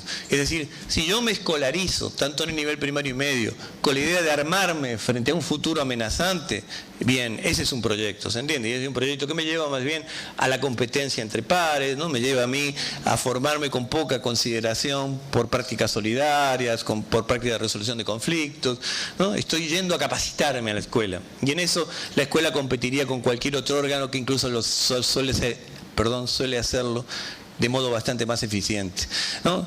Justamente el sentido de lo escolar no parece estar allí, sino más bien en poder recuperar aquel poder emancipatorio que la escuela supo tener, ¿no? Y esto es evidentemente una cuestión claramente política, ¿no? Por eso creo que tenemos dos exigencias de época, y termino con esta, ¿no? Por un lado, valorar en forma positiva la incertidumbre, tanto en lo que hace a nuestras experiencias escolares como al destino de los sujetos. La cosa más cínica que nos ocurre es que se cumplen nuestros pronósticos psicoeducativos con los alumnos. Todos podemos hacer diagnósticos temerarios sobre los pibes y generalmente se nos cumplen. La paradoja es, ¿cómo puede ser? Porque se supone que esto es teóricamente inconsistente, no podríamos tener predicciones tan exactas. El punto, no los quiero terminar de deprimir, pero cuando nosotros podemos predecir el desarrollo de un sujeto con semejante detalle, sabiendo de antemano que va a fallar, es porque hemos cerrado los grados de libertad de la situación. ¿Lo digo de vuelta? Es decir, nuestros pronósticos sobre el alumno se cumplen porque es un alumno y va a una escuela. Y porque ya sabemos de antemano que poco variará en el formato de esa escuela. ¿Me siguen? Cuando pronosticamos sobre alguien que difícilmente va a aprender matemática o difícilmente va a aprender y que por eso ameritará una educación especial o de otro tipo, es porque damos por obvio que las situaciones del formato escolar no variarán. Pero en términos teóricos serios de psicología del desarrollo, nada nos autoriza a hacer ese pronóstico, a excepción de que esté incorporado en él el hecho de que lo tendremos sentado en un banco de una escuela que no piensa modificar sustantivamente su práctica. Por eso cuando empezamos a modificar las prácticas, se empiezan a modificar nuestros pronósticos, ¿se entiende? Porque efectivamente los giros en las unidades de análisis teóricamente nos obligan, y ese es el corazón de la categoría de zona de desarrollo próximo también, vygotskyana, ¿recuerdan? Es que no puedo explicar el desarrollo de los sujetos más que por su participación en prácticas compartidas, ¿se entiende? Es decir, los sujetos desarrollan paradojalmente su competencia crecientemente autónoma, paradojalmente, por participar en prácticas compartidas. Por eso se vuelve crucial, ¿no?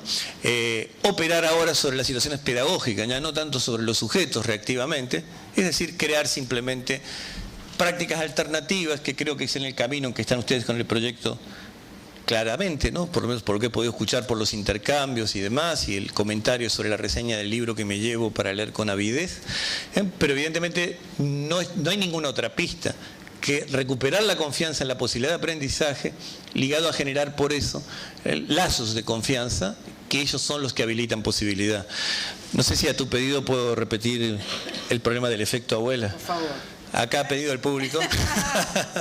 Hay una vieja broma que hacía Ángel Rivière, probablemente el mejor psicólogo cognitivo que nos dio España, que ha estado también en su país un tiempo, por desgracia fallecido ya hace un tiempo, murió muy joven, no llegó a conocer a sus nietos, pero Ángel Rivière había acuñado algo como consecuencia de lo que había cambiado la psicología del desarrollo, y es que había acuñado algo que decía: los sujetos se desarrollan precisamente por confianza. ¿Confianza en qué sentido?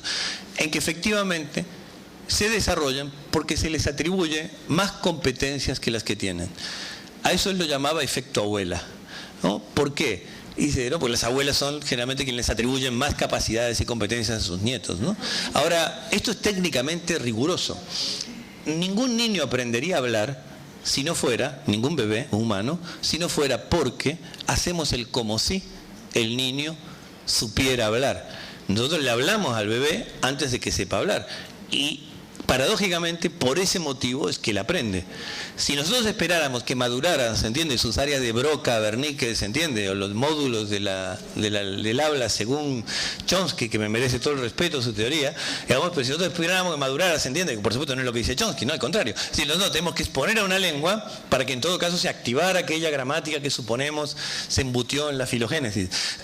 Pero ningún bebé humano aprendería a hablar si nosotros esperáramos que aprendiera, ¿no? Tenemos casos clínicos incluso donde vemos niñitas que no hablan y nos damos cuenta que la madre no le habla y la madre dice, pero es que no entiende, ¿no? No sabe, ¿no? Y tiene razón, claro. ¿Cómo le voy a hablar a alguien que no sabe, ¿no? Sin embargo, nadie hace eso en general con sus bebés. Ahora hacemos todo lo opuesto como herencia del paradigma constructivista incluso con nuestros alumnos. Lo primero que evaluamos es qué saben, ¿no? Primero tenemos que saber qué saben. Y a partir de eso debemos dosificar entonces qué le enseñamos. No estoy invitando a no hacerlo, lo que estoy diciendo es que ese no es el único dato. Los sujetos pueden hacer muchas más cosas que las que el límite supuesto de lo que saben, porque lo que aprenden lo aprenden en colaboración. Por eso insistía, entonces cierro con esta broma, Ángel Rivière llamaba entonces efecto abuela a este mecanismo que motoriza el desarrollo, que está motorizado por la confianza, y que consiste entonces en atribuirle a los demás mayores capacidades que las que tienen, y esto produce su desarrollo. El problema es que la escuela no produce un efecto abuela, perdonen los que ya me escucharon el chiste, sino que produce un efecto suegra. Es decir, sospecha sistemáticamente sobre nuestras capacidades, ¿no? Nos queda una sola esperanza, que es muy bonito transformar una suegra en abuela, pero eso se los explico en otro curso. Muchas gracias.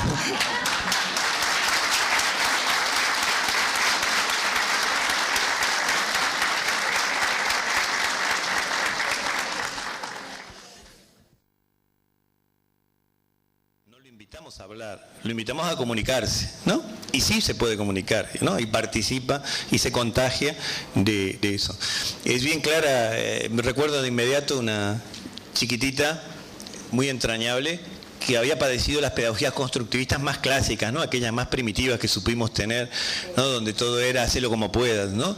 Entonces, en un momento me acuerdo, era la hija de una colega que le dice a la madre, mamá, ya iba a pasar a primer grado, ya iba a entrar a la escuela primaria. Entonces dice, mamá, en la escuela ahora, ¿no? Dice, ¿te enseñan o tenés que seguir adivinando? Estaba harta ya, ¿no? De esto mismo, ¿no? De, vos podés, fíjate, hacelo como puedas, ¿no? ¿Más preguntas?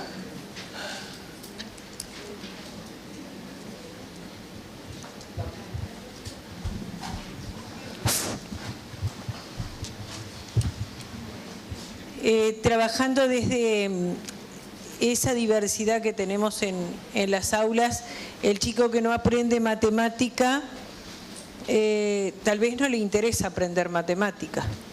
Y por más que yo cambie mi práctica, le interesa bailar, quiere ser bailarín. ¿Cómo le enseño matemática? ¿Me explico? Sí. ¿Cómo bailamos con eso? Hay una cuestión, ¿no? Daría más para un curso que para una charla, que es efectivamente qué consecuencias vamos arrastrando de estos mismos giros en la unidad de análisis. Tú estás planteando un punto central. Fíjate, el problema es que la motivación de un sujeto para aprender, de nuevo, parece demasiado licuado en términos individuales, ¿no? Incluso hasta en sus versiones psicoanalíticas, ¿no? Porque decimos, bueno, respetamos el deseo del sujeto y queda como si fuera algo a título individual. Y generalmente siempre son atravesamientos que los sujetos tienen de la cultura. Y estos atravesamientos también dependen de la diversidad de experiencias que le ofrezcamos. Lo que tú estás señalando es algo muy serio e importante. Lo que estoy queriendo decir es esto. Estar motivado para aprender no es un estado disposicional inicial. Es algo a lo que podríamos llegar en la medida en que seamos capaces de transmitir a los sujetos los motivos que la cultura ha tenido para producir algo como la matemática. Ahora, como bien dices tú, puede ocurrir que alguien se identifique con esos motivos, si los apropie, incluso los haga propios, o no, ¿sí? O no.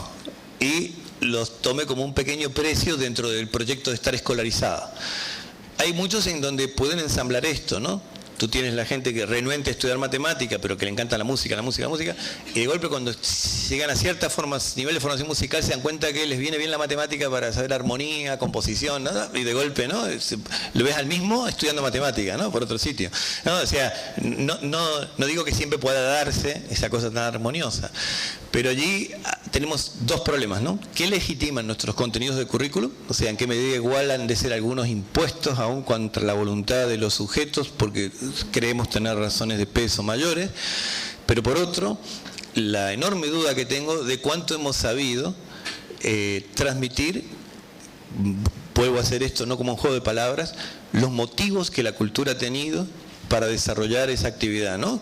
que le dé oportunidad al otro entonces de conocerlos, identificarse o no, o resistirlos.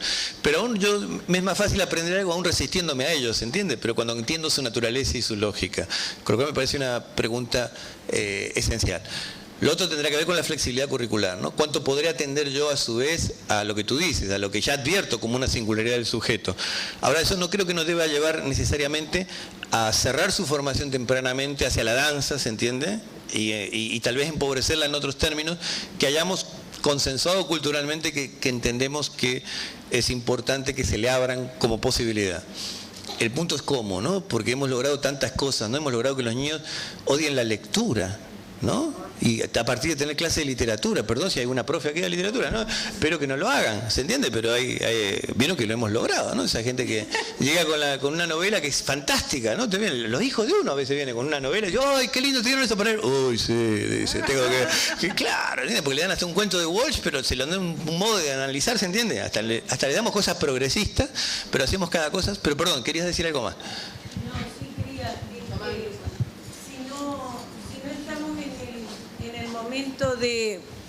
De cambiar nuestra oferta educativa. Es decir, de repente tengo uno que no le gusta aprender o no quiere aprender la matemática, pero otro tiene una gran facilidad para aprender todo. Y sin embargo lo estoy encasillando a ese nivel medio de la secundaria en nuestro país. No estaremos en el momento de esa reforma en los centros educativos donde haya una multiplicidad de ofertas atendiendo a las diferentes dificultades, facilidades e intereses. ¿Me entendiste? Sí, te entendí. Estoy pensando si estoy de acuerdo. Creo que estoy en parte de acuerdo. Estoy en parte de acuerdo con que deberíamos, en lo posible, tener currículas más flexibles y diversas y ofrecer esa variedad. Incluso han visto que a veces no podemos administrativa y económicamente ofertar todo en un centro, pero podemos ya cuando sobre todo los jóvenes son un poquito más grandes y pueden ir a otro centro. Vieron que tenemos economías como para que la gente pueda cursar en distintos sitios y no necesariamente en el mismo centro, ¿no? Tenemos una mirada todavía, no sé en Uruguay, pero en Argentina cualquier cosa que sea cambiar un poquito ya produce alarmas, ¿no? Suena la alarma de la escuela. Pero tenemos eso. Lo que no estoy tan seguro es que la vía para hacer eso tenga que ser siguiendo las facilidades o no facilidades de aprendizaje de nuestros alumnos. En el sentido de que yo creo que la facilidad o no facilidad a veces sí revela si quieres, un deseo muy potente, una vocación muy grande, por ponerle términos clásicos, hacia algo. Pero no siempre, y no siempre sobre todo la negativa, ¿no? Es decir, que yo todavía no me animaría a cerrarle todavía a insistencia en el acceso a ciertos campos de la cultura a críos que en principio parezcan no estar tan aptos o buenos o motivados para ello. ¿Me comprendes? ¿Cuál es mi temor? Nada más. Decía de que muy tempranamente no ejerza yo una selección. Te confieso que es un campo que me excede enormemente, ¿no? El campo de cómo se define una política y una lógica curricular. Es algo que a mí me paraliza porque me produce esto que te estoy diciendo con toda honestidad, ¿no? Estoy pensando en voz alta, ¿no? Me produce estas contradicciones, ¿no? O sea, ataca el corazón del propio sentido del proyecto escolar, ¿no? O sea, cuánto lo suponemos que debe ser de común, por un lado, cuánto tiene que atender a una formación que tiene su fundamento en cosas que exceden los gustos o facilidades de los sujetos, pero también cuánto habrá que sí podríamos flexibilizar y adecuar sin que vaya en detrimento de la calidad de su formación, ¿no? Pero recuerda que en la reforma española, ¿no? Fernández Enguita ya había hecho esa evaluación, que a veces una diversificación temprana de las orientaciones en media ya había traído también empobrecimiento de las trayectorias curriculares de los niños, porque terminaban, de los jóvenes, ¿no? Porque terminaban eligiendo a veces por cuestiones de más facilidad en la aprobación, ¿no? Pues estamos sumergidos en una cultura especulativa, entonces nos es muy difícil hasta que no logremos realmente una apropiación de la propia práctica escolar, algo que logramos fuera de la escuela sin ningún problema, ¿se entiende? A ningún sujeto se le ocurre copiarse en una prueba de guitarra cuando va a tomar clase de guitarra, ¿se entiende? Porque va a aprender guitarra, pero en la escuela nadie va a aprender, o sea, la escuela va a probar, ¿no? ¿Se entiende? Que es otra cosa bien distinta, ¿se entiende? Si en el medio aprende algo, bárbaro, ¿no? Y si le gusta, ¿no? Ya es una cosa, vuelven emocionados con lágrimas en los ojos. No, estoy siendo un poco irónico, pero en el fondo es el problema de la crisis de sentido que yo señalaba al inicio, ¿no? Que nos la robó el ¿para qué estudio, ¿no? El para qué, como si lo que estoy estudiando tuviera que tener una utilidad, una finalidad o un fin o un valor de mercado, ¿no? Fundamentalmente, y que si no haya perdido sentido. Y es culturalmente una cuestión a la que nos hemos habituado y es siniestra, se comprende. Es tremenda, ¿no? Que el ámbito en el cual, como diría García Frigieri, recuerdan, damos nuestra herencia, ¿no? Así, en lugar en donde damos la herencia cultural a los sujetos, ¿no? A los cachorros, a los pichones, a los novatos, ese ámbito se ha resistido por los cachorros y los novatos y hasta por nosotros mismos, ¿no? Cuando en cualquier cultura sería un ámbito al revés, ¿no? De acceso privilegiado, gozoso o por lo menos orgulloso, ¿no? Y hemos logrado en este momento esta tensión. Por eso yo insistía con estos problemas de época al inicio, ¿no? Como problemas que me parece que se vuelven insoslayables, ¿no? Que hay un momento en donde de uno u otro modo los tenemos que interpelar, tenemos que poder pensarlos, porque igualmente nos penetran en cada decisión de ese tipo que tenemos que tomar. ¿Más preguntas?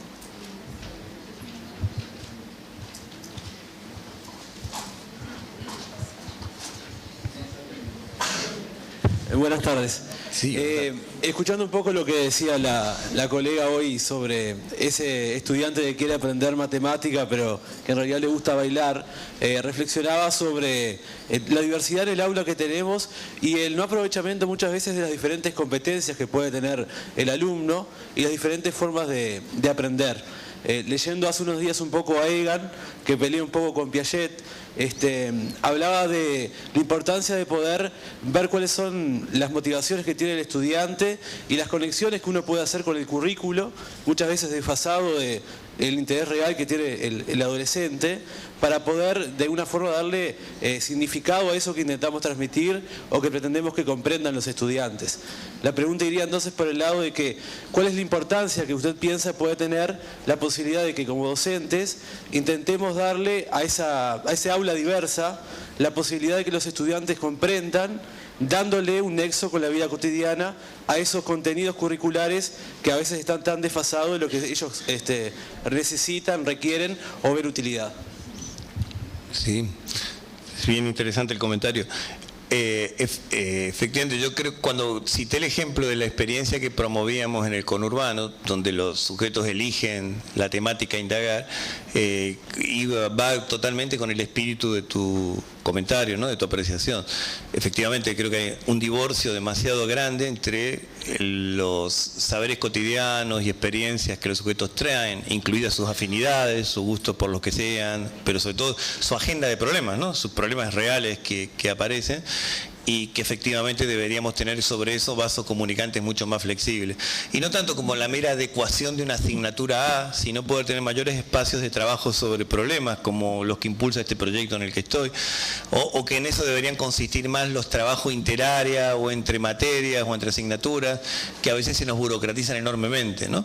Yo espero que no sea lo que le sucede en el proyecto pero no sé qué cultura tiene en Uruguay, pero en Argentina cada espacio que hacemos para discutir entre los profes y que planifiquen algo, hay que hacer una planificación, ¿se entiende? No qué problema tenemos que resolver, a ver cómo lo hacemos, sino que tal como los pibes, ¿no? Lo que nos sucede es que nos aparece como una modalidad de trabajo medio impuesta. Pero yo coincido plenamente contigo en que el punto tendría que ser efectivamente cómo recuperar al máximo.